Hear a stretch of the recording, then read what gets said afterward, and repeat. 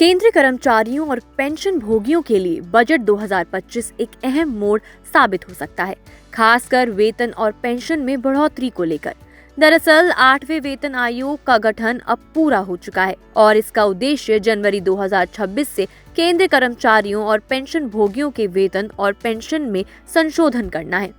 इस महीने की शुरुआत में केंद्र सरकार ने इस आयोग के गठन को मंजूरी दी और इसके लिए 2 सदस्य और एक अध्यक्ष जल्द ही नियुक्त किए जाएंगे। कर्मचारियों को इस आयोग से उम्मीदें हैं कि इससे उनकी वित्तीय स्थिति में सुधार होगा, साथ ही महंगाई के असर को भी कम किया जा सकेगा।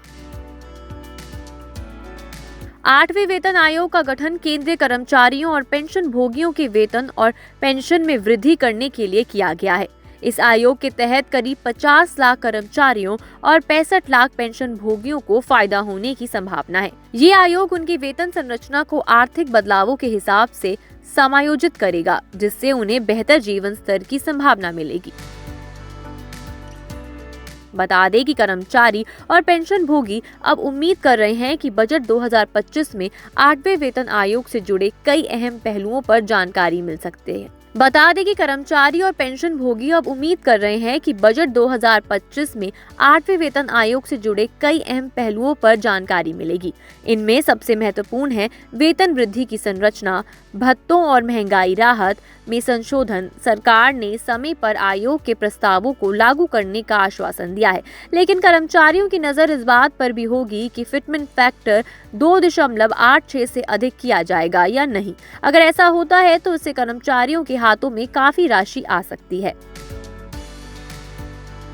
विशेषज्ञों का अनुमान है कि फिटमेंट फैक्टर को वर्तमान में 2.57 से बढ़ाकर 1.9 से 2.86 तक किया जा सकता है, जिससे कर्मचारियों के वेतन में महत्वपूर्ण वृद्धि हो सकती है। साथ ही न्यूनतम पेंशन जो वर्तमान में 9,000 है, वो बढ़कर 17,280 से 25,200 के बीच हो सकती है। कर्मचारियों को महंगाई भत्ता, डीए और हाउस रेंट अलाउंस HRA में भी बढ़ोतरी की उम्मीद है, ताकि महंगाई का मुकाबला किया जा सके। बता दें कि प्रधानमंत्री नरेंद्र मोदी ने ये कहा था कि 8वें वेतन आयोग केंद्रीय कर्मचारियों और पेंशन भोगियों के जीवन स्तर को बेहतर बनाएगा और ये आर्थिक वृद्धि में भी योगदान करेगा। महंगाई और जीवन यापन की बढ़ती लागत को देखते हुए वेतन में संशोधन लाखों कर्मचारियों के लिए वित्तीय स्थिरता लाने में मदद करेगा। आपको बताते चलें कि आजादी के बाद से 7 वेतन आयोगों ने सरकारी कर्मचारियों की वेतन संरचना को आकार दिया है। 7वां वेतन आयोग 2014 में गठित हुआ था और 2016 में लागू किया गया था, जिसने वेतन और भत्तों में बड़ी वृद्धि की थी। अब कर्मचारी 8वें वेतन आयोग से भी इसी तरह की वित्तीय राहत की उम्मीद कर रहे हैं।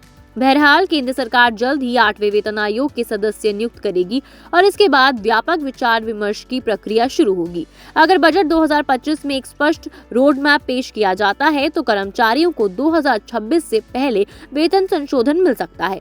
इस बीच केंद्रीय कर्मचारी और पेंशन भोगी वित्त मंत्री के बजट भाषण का बेसब्री से इंतजार कर रहे हैं, ताकि उन्हें आने वाले बदलावों के बारे में स्पष्ट जानकारी मिल सके।